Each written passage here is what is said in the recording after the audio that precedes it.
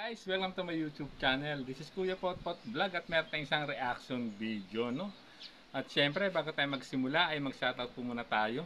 Mega love shoutout po sa ama ng Kalingap na si Kuya Bal Santos Matubang, Ate Edna Vlogs, Kalingap Rab, sa po na kayong mga kasamahan. At syempre, mega love shoutout po sa lahat po ng sumusuporta sa buong team Kalingap, sa mga pagpalang umaga po, tanghali o gabi mga Kalingap, saan man kayong sulok na mundo naroroon. Naway lagi po kayong gabayan ng ating poong may kapal. At yan guys, no, ang ating topic ngayon ay tungkol dito, no, sa magiging live po ng Karaba mamayang gabi. Ito po ang kanilang thumbnail. Ayan.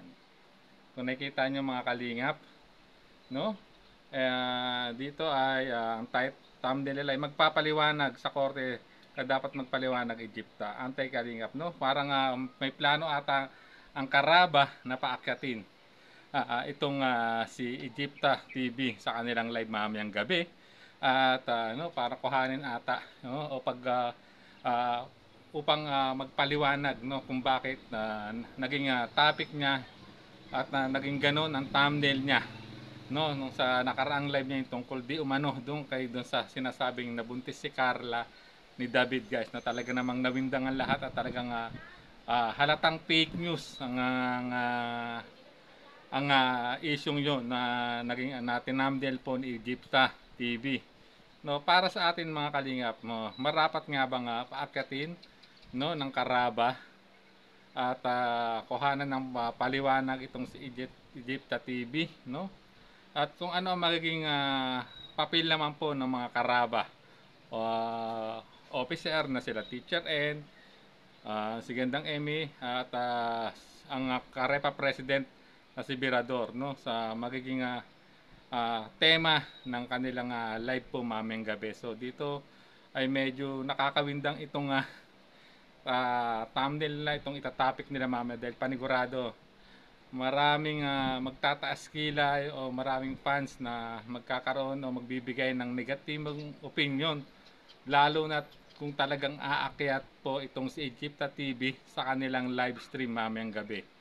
So panigurado po tayo kalingap, no, dapat ay magiging balanse dapat ang Karaba rito, no, para hindi magkagulo talaga, no, kasi baka posible magkaroon ng bangayan, no, sa live comment ng live po ng Karaba dahil medyo maselan po itong pag-uusapan nila dahil ito nga isang naging issue, no, na sinasabi, no, ni Egypta TV, no, na at nakuhanan pa ng video clip, no, at merong kopya si Kuya Bal, medyo ano to masalimuot na usapin, ika nga, no, matinding paliwanagan ang posibleng maganap, no, if ever na matutuloy itong pag-akyat, no, ni Egypt sa TV sa live po ng Karaba. Na alam naman natin na anti-kalingap to si ano, 'di ba? Kung paano kung balahurain niya or bastos-batusin niya sila Kuya Bal, si Kalingap Rab, si Ate Edna. Ngunit bakit ito ay ba't na mabibigyan ng pagkakataon, no? Bakit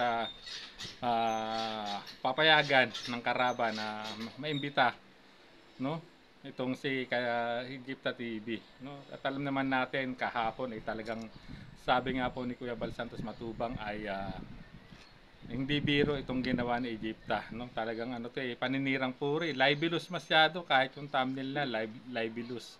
So, ano ang kahihinatnan nito, no? Itong magaganap na pag-akyat po ni Egypta mamaya sa live po ng Karaba, no? Mga kalingap. Sana may paliwanag, no, ng mabuti ni Egypta, no? At ganun din ng Karaba dapat sa ano maging ano rin patas ang maging balanse dapat ang magiging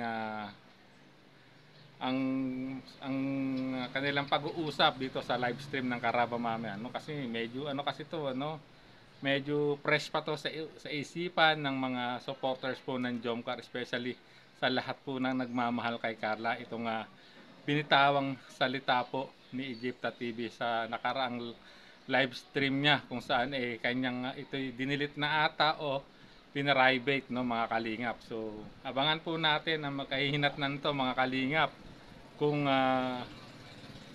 magiging maganda ang usapin, no, pag-uusap nito, no, ng Carabao host at ng kanilang guest mamayang gabi, kung ito'y matutuloy ba, no? Kasi para sa akin parang hindi na dapat pinakyat, no, kung sa aking opinion lang, no, mga kalingap, no, kasi 'di ba binabalahura nga ni Egypta TV ang kalingap, no, although naging kalingap sa dati, pero natanggal nga siya dahil siguro pasaway, kasi hindi ko naman po inabot to sa Karepa noon, no, nung nasa Karepa pa ako, hindi ko po to inabot, mga kalingap. So kung ito man ay may basbas po ni Kuya Bal, no, itong pagpapaakyat po kay Egypta ay sa live po ng Karaba, respetuhin natin at bigyan din natin ng pagkakataon, no, na ipaliwanag yung side niya, no. Alam ko, although maraming magagalit, magdadamdam dahil bakit papaakyatin sa live ng Karaba itong si Egypta, dahil alam naman natin itong kanyang nagawa ay medyo maselan, no, kasi isang malaking paninirang puri po ito sa part po ni Carla kay Kuya David Vlogs, no, kasi talagang itong niya, nabitawan yung salita, kung natatandaan nyo, na pinilay pa po ni Kuya Bal sa kanyang live stream ng nakarang gabi. So abangan na lang natin mamaya, mga kalingap, ang magiging kaganapan, no, sa pag-uusap, no, kung sakaling aakyat nga ba talaga itong si Egypta, no, at magpaliwanag sa Karaba. Pero para sa akin, sa korte na nga dapat magpaliwanag, no.